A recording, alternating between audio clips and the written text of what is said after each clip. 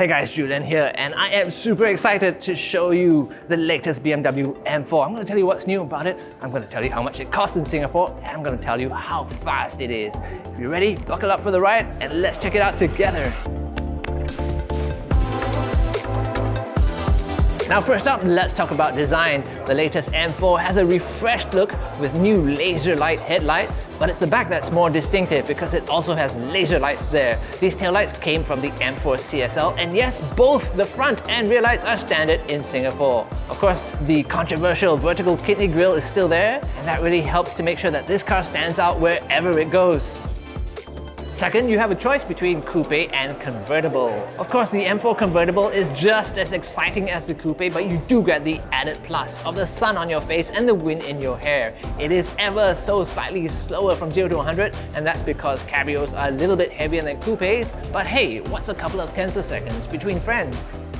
Speaking of performance, there are a couple of variants available overseas, but Singapore only gets the very top M4 competition xDrive model. So it still has serious power with its 3-litre straight-six engine, but that's now been upgraded to 530 horsepower. That means 0 to 100 in just 3.5 seconds for the coupe and 3.7 seconds for the convertible. And get this, 0 to 200 is half a second faster, 11.8 seconds in the coupe, 12.3 seconds in the convertible. Serious speed, but don't try it on Singapore roads.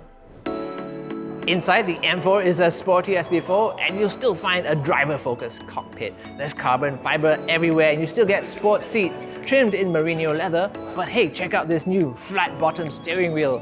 It's just one more thing that helps this car to feel that little bit more like a racing car for the road. Next up, let's talk technology. I'm sure you've noticed the new M4 has that curved display that sits on the dashboard of all the latest BMWs, which means fewer buttons and more finger tapping.